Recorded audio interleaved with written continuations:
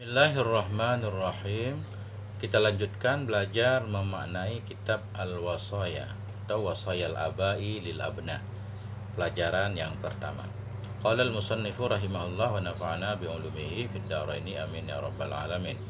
Ad-darsul awwalu nasihatul ustazi litilmidhihi. Bermula pelajaran yang pertama itu nasihatul ustaz, nasihat dari ustaz litilmidhihi bagi santrinya. Ya bunayya, wahai anakku. Jadi ya huruf nida bunayya ini munada mudhaf ya. Cuma lafadznya tasghir. Dari panen jadi bunai. Ya bunayya, wahai anakku, arsyadakallahu, semoga menunjukkan akan engkau oleh Allah Ta'ala. Arsyadakallahu jumlah doa, musannif berdoa. Arsyadakallahu, semoga menunjukkan akan engkau, hai anakku, oleh Allah Subhanahu wa taala. Wa waffaqaka li shalihil a'mali, dan semoga memberi taufik akan engkau. Siapa yang memberi taufik? Allah. Waffaqa fa'ilnya huwa. Wa waffaqaka, dan semoga memberi taufik ya Allah akan engkau li shalihil a'mali, bagi yang soleh-soleh dari amalan. Artinya bagi amalan yang soleh. Apa yang perlu engkau ketahui? Ya bunayya, wahai anakku, innaka minni bimanzilatil waladi min abihi. Sesungguhnya engkau dari diriku, bimanzilati, itu dengan kedudukan anak dari bapaknya anak.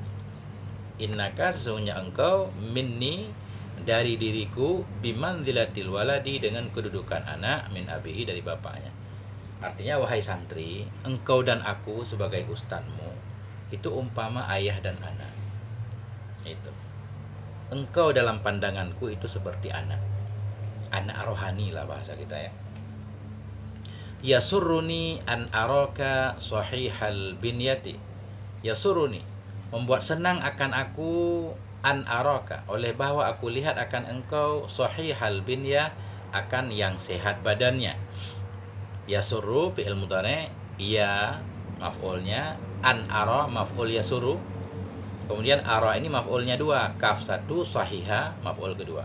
Yasuruni, menggembirakan akan aku, an araka, oleh bahwa aku melihat akan engkau, sahihal binyah, akan yang sehat badannya, qawiyal idrak, yang kuat pikirannya, zaqiyal qalbi, yang bersih hatinya atau yang cerdas hatinya, muhazzabal akhlaqi, yang bersih akhlaknya. Semuanya kita badal kepada sahiha. Senang saya ketika saya melihat kamu sehat badan, melihat kamu kuat pikirannya, melihat kamu bersih hatinya, melihat kamu terdidik akhlaknya, muhafidhan alal adabi, menjaga di atas adab. Saya senang ketika melihat engkau menjaga adab-adab. Ba'idan anil fuhshi fil qawli, akan yang jauh dari keji dalam perkataan. Saya senang ketika melihat Anda sebagai santri jauh dari berkata-kata jorok. Latifal muasyarati, lembut pergaulannya. Mahbuban min ikhwanika, dicintai dari saudara-saudaramu. Tuasil fuqara'a, engkau membantu akan orang-orang yang fakir. Artinya ini nasihat guru kepada santri. Santri juga kelasnya beda-beda, ada yang ekonominya baik, ada yang sempit. Ketika sesama santri saling tolong-menolong, itu Ustadz sangat senang sekali. Tusyfiqu ala du'afai, engkau sayang kepada yang lemah-lemah. Yang lemah-lemah ini khususnya santri misalkan, atau umum lah. Ketika santri pulang kampung, sayang kepada semua orang yang lemah. Ini kita bicara di pondok misalkan, sesama santri ada yang lemah, ada yang kuat. Nggak boleh seorang santri yang kuat membuli seorang santri yang lemah misalkan. Taghfiruz zallati, engkau memaafkan akan yang tergelincir. Wa ta'fu anis sayyiati, dan engkau memaafkan dari kesalahan-kesalahan.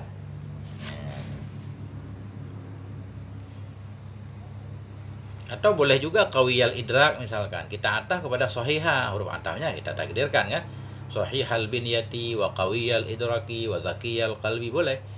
Huruf ataf ditakdirkan boleh. Wa ta'fu anis sayyi'at, dan engkau memaafkan dari kesalahan-kesalahan. Wala tufarritu fi shalatika, Ini berarti la nafi bukan la nahi. Wala tufarritu, dan engkau tidak lalai fi sholatika dalam salatmu. Kalau kita baca la tufarritu, sebahagian kitab ada tulisannya majzum wala tufarrit. Kalau tulisannya wala tufarrit berarti la-nya la nahi. Wala tufarrit, dan janganlah engkau lalai fi sholatika dalam salatmu. Boleh. Wala tumhil ya. Wala tumhil kalau kita jadikan la nahi, atau di sini wala tumhilu, dan tidaklah engkau bersantai-santai, tidaklah engkau lalai fi ibadati rabbik, dalam beribadah kepada Tuhanmu. Ya, lebih kurang begitu maknanya. Ya bunayya, wahai anakku, in kunta taqbalu nasihata nasihid, jika adalah engkau itu taqbalu, engkau menerima nasihata, akan nasihatnya orang yang memberi nasihat, fa ana ahaqqu man taqbalu nasihatahu, maka bermula saya itu orang yang paling berhak. Fa ana ahaqqu man, maka bermula saya itu yang paling berhak dari orang-orang taqbalu, yang engkau terima akan nasihatnya si man. Andaikan engkau mau menerima nasihat seorang pemberi nasihat dimanapun berada, maka saya sebagai gurumu lebih berhak lagi untuk engkau terima nasihatnya. Kenapa nasihat guru lebih berhak untuk diterima? Tentunya ada alasannya. Karena semua guru itu menginginkan muridnya jadi orang sukses, jadi orang pinter, jadi orang baik kan? Ana ustazuka wa muallimuka wa murabbi ruhika. Bermula saya itu gurumu, wa muallimuka yang mengajarkanmu, wa murabbi ruhika yang mendidik ruhmu. La tajidu ahadan ahrasa ala manfaatika. La tajidu, tidak akan engkau dapati akan siapapun ahrasa, akan yang lebih kepengen. Tajidu maf'ulnya 2, wajad itu kan, seperti dhanan tu maf'ulnya 2. La tajidu ahadan, tidak engkau dapati akan seorang pun ahrasa, akan yang lebih kepengen, ala manfaatika, kepada manfaatmu, wasolahika, kepada kebaikanmu, minni, dari aku. Ini kata Ustaz. Andaikan engkau menerima nasihat pemberi nasihat, maka nasihat gurumu lebih layak untuk engkau dengarkan. Kenapa? Ini seolah-olah sebagai alasan. Karena gurumu, ustadzmu itu ya gurumu, pengajarmu, pendidik jiwamu. Tidak ada seorang pun yang lebih kepengen engkau jadi sukses, engkau jadi bermanfaat di masyarakat, engkau jadi baik dari gurumu. Ya bunayya, wahai anakku, inni laka nasihun amin, sesungguhnya saya bagimu itu seorang pemberi nasihat lagi yang amanah. Nah ini guru pemberi nasihat yang baik. Lagi guru itu tentunya amanah kan, menyampaikan hal-hal yang bermanfaat, tidak menyampaikan yang tidak bermanfaat. Faqbal ma ulqihi alaika, faqbal bil amar, maka terima olehmu akan apapun, ulqihi yang aku sampaikan akannya, ma alaika kepadamu, minan nasaihi dari nasihat-nasihat. Apa ma itu? Minan nasaihi, min bayan. Faqbal ma ulqihi, maka terima olehmu akan apa saja yang aku sampaikan akannya kepadamu, minan nasaihi dari nasihat-nasihat. Wa'amal bihi fi huduri, dan amal olehmu dengannya nasihat tadi, fi huduri, di depanku, wa bainaka wa baina ihwanika. Jadi wa bainaka wa baina ihwanika kita atau kepada huduri. Wa'amal bihi, amalkan olehmu dengannya nasihatku, fi huduri, di depanku, wa bainaka, dan di antaramu dan di antara saudara-saudaramu, wa bainaka wa baina nafsika, dan di antaramu dan di antara dirimu. Artinya nasihat yang sudah saya sampaikan, engkau praktekkan, amalkan di depan saya, di depan teman-temanmu, wa bainaka wa baina nafsik, dan ketika kamu sendiri pun nasihat itu diamalkan. Ya bunayya, wahai anakku, idza lam ta'mal binasihati fi khalwatika, faqallama tuhafidhu 'alaiha baina ikhwanika.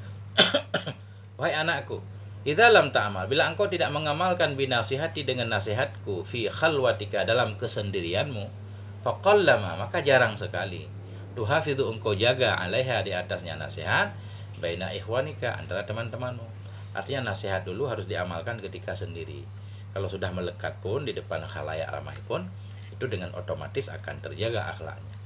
Tapi sebaliknya, bila mengamalkan akhlak cuma depan orang, ketika sendiri enggak, misalkan enggak patuh aturan, nah itu hanya terjaga semasa ada yang memantau, ada yang melihat ya.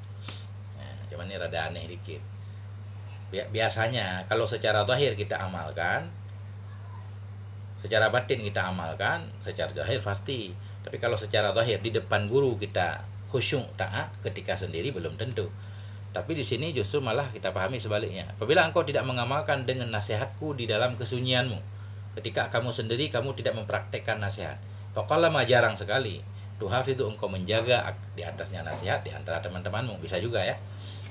Nah, karena kalau biasa kita sopan ketika sendiri, ketika di depan orang juga akan baik insyaallah. Mudah-mudahan begitu.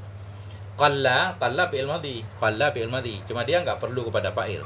Ketika bersambung dengan ma, dia nggak perlu kepada fa'il lagi. Namanya ma ziyadah kafah atau ma kafah. Sama seperti tola. Tola panjang, tolama panjang sekali. Qalla sedikit, qallama sedikit sekali.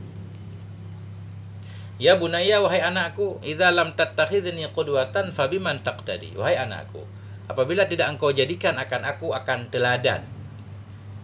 Maf'ulnya ittakhidh dua. Idza lam tattakhidni, bila engkau tidak menjadikan aku akan sebagai teladan. Fabiman taqtadi, maka dengan siapa lagi engkau akan mengikuti. Wa alama tujhid nafsaka fil julusi amami. Wa alama, jadi ala itu huruf jar. Ma istifham. Wa alama, dan di atas apa? Tujhidu, engkau melelahkan nafsaka akan dirimu fil julusi amami, dalam duduk di depanku, kata Ustaz. Wahai anakku, jika engkau tidak menjadikan aku sebagai ustadzmu, sebagai teladan, maka siapa lagi yang akan engkau teladani? Nah, dari sini kita paham bahwa seorang guru itu memang harus baik ya, benar-benar jadi teladan. Kalau belum bisa jadi teladan, mestinya kita nggak bisa jadi guru. Kalau nggak layak kita mengeluarkan kata-kata seperti ini. Idza lam tattakhidni qudwatan, bila engkau tidak menjadikan aku sebagai teladanmu, maka siapa lagi yang akan engkau teladani? Wa alama, dan kenapa pula engkau melelahkan dirimu untuk duduk di depanku? Apa manfaatnya kamu berlelah-lelah untuk belajar duduk di hadapanku kalau tidak mau mengamalkan nasihatku, tidak menjadikan aku sebagai teladan? Itu kata Ustaz. Ya bunayya, wahai anakku, innal ustadza la yuhibbu min talamidhihi illa salihal muaddaba.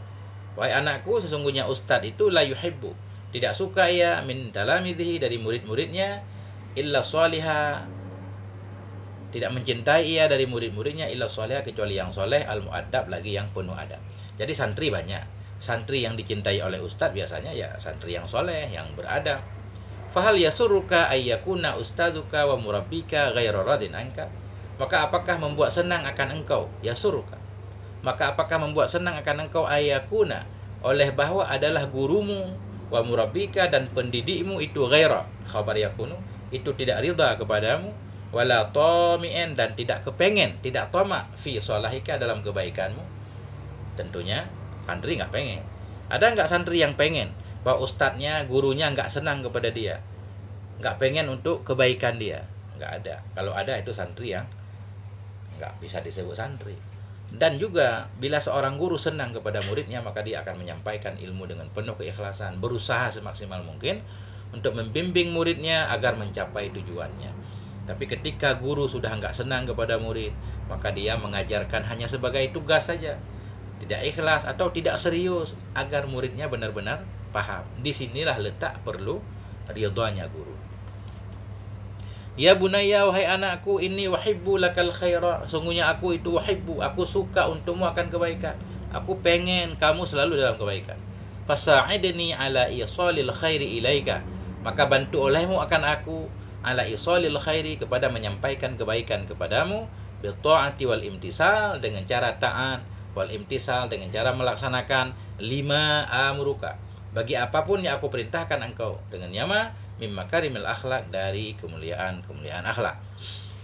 Jadi seorang guru sangat pengen muridnya selalu dalam kebaikan, maka guru meminta kepada muridnya, wahai murid, bantulah gurumu agar mudah menyampaikan kebaikan kepadamu. Bagaimana cara membantu guru? Dengan cara patuh kepada guru. Artinya ini di pesantren ceritanya, ketika guru, ustadz, pemimpin pondok membuat satu aturan untuk kebaikan santri, bantulah gurumu dengan taat kepadanya, kepada aturan yang dibuatnya. Tentunya selama aturan itu berada dalam kebaikan, kan? Kalau aturannya tidak baik, bertentangan dengan syariat Allah, ya harus didemo, kan? Ya bunayya, wahai anakku, al-khuluqul hasanu zinatul insani fi nafsihi wa baina ikhwanihi wa ahli ashiratihi. Wahai anakku, bermula akhlak yang baik itu hiasan manusia fi nafsihi, pada dirinya manusia. Pada dasarnya manusia baik ada akhlak ataupun tidak ya kita sebut manusia. Tapi manusia yang berakhlak itu akan lebih cantik, lebih indah, disukai oleh banyak orang. Itulah makna hiasannya. Hiasan mempercantik. Manusia itu sebenarnya sudah mulia ya. Dengan dia diberikan akal sudah mulia. Tapi lebih kemuliaannya dengan memiliki akhlak yang baik. Bermula akhlak yang baik itu zinatul insan, hiasan manusia fi nafsihi, pada dirinya dan di antara teman-temannya, saudaranya. Wa ahli ashiratihi, dan di antara orang-orang yang sepergaulan dengannya. Ahli ashiratihi atau ahli keluarga juga boleh ashirah, dan di antara ahli keluarganya. Fakun hasanal khuluq, maka jadilah kamu itu hasanal khuluq, seorang yang baik akhlaknya. Yahtarimkan nasu, niscaya menghormati akan kamu oleh manusia. Wa yuhibbuka, dan mencintai ianya manusia akan kamu. Jadi yahtarim majzum dengan jawab kun. Kun fi'il amar, jawabnya majzum. Fakun yahtarim. Jadilah kamu itu hasanal khuluq, orang yang bagus akhlaknya. Yahtarimka, niscaya menghormati akan kamu oleh manusia. Wa yuhibbu, dan mencintai oleh mereka manusia akan kamu. Wa orang antah yuhibbu, antah pada yahtarim. Antah pada majzum tanda jazam hazfun nun. Yuhibbu af'alul khamsah. Nah itu. Ya bunayya, wahai anakku, idza lam tuzayyin ilmaka bikaramil akhlaqika, bikarami akhlaqika. Apabila tidak engkau hiasi akan ilmumu dengan kemuliaan akhlak. Maknanya apabila engkau punya ilmu tapi enggak punya akhlak yang baik. Kana ilmuka adarra 'alaika min jahlika. Niscaya adalah ilmumu itu adarra, lebih membahayakan kepadamu, min jahlika, dari kebodohanmu. Seorang yang alim tidak memiliki akhlak yang mulia, maka ilmunya akan membahayakan dirinya. Kenapa bisa seperti itu? Fa innal jahila ma'zurun bi jahlihi. Karena sungguhnya orang jahil itu dimaafkan dengan kebodohannya. Orang jahil yang kurang adab, orang jahil yang melakukan kesalahan, orang maklum. Namanya juga orang jahil, sekolah enggak, ngaji enggak kan? Bisa dimaklumi. Tapi bila orang alim yang melakukan kesalahan, masyarakat tidak bisa memaafkannya. Wala 'udhra lil 'alimi 'indan nasi idza lam yatajammal bi mahasini syiyami. Wala 'udhra, dan tidak ada kemaafan, tidak ada keuzuran lil 'alimi, bagi orang alim, 'indan nasi, di depan manusia, idza lam yatajammal, bila tidak mempercantik ia, bila tidak menghiasi ia, bila tidak berhias ia, bimahasini syam, dengan kebagusan-kebagusan sifat. Syam itu sifat. Ketika orang alim, ilmunya banyak tapi tidak memiliki akhlak yang baik, maka orang susah untuk memaafkannya, akan memberikan stempel jelek kepadanya. Ya bunayya, wahai anakku, la ta'tamin ala muraqabati laka. Wahai anakku, la ta'tamid, janganlah engkau berpegang ala muraqabati, kepada perhatianku kepadamu. Artinya jangan hanya engkau taat ketika aku melihatmu, mengintipmu, memantaumu, mengawasimu. La ta'tamid, jangan engkau berpegang ala muraqabati, kepada pengawasanku bagimu. Fa inna muraqabataka li nafsika afdalu wa anfa'u min muraqabati laka. Karena sungguhnya muraqabah, perhatiannya dirimu, li nafsika, untuk dirimu, afdalu, lebih baik, wa anfa'u, dan lebih bermanfaat, min muraqabati, daripada pengawasanku bagimu. Jadi muraqabah itu kan merasa diperhatikan oleh Allah, kalau dalam istilah sufi kan. Jadi muraqabah di sini perhatian, jangan hanya santri patuh kepada peraturan selama berada di depan ustaz. Ketika di belakang ustaz nggak patuh. Nah, tetapi lebih baik patuh dalam segala kondisi. Nah. Ya bunayya, wahai anakku, qala Rasulullah, berkatalah oleh Rasulullah sallallahu alaihi wasallam, innallaha istakhlasa hadzal dina li nafsihi. Sesungguhnya Allah itu istakhlasa, memilih ia akan ini agama untuk dirinya. Wala yasluhu lidinikum illa sakha, dan tidak patut, tidak layak untuk agama kamu illa sakha'u, kecuali oleh kedermawanan, wa husnul khuluq, dan oleh baiknya akhlak.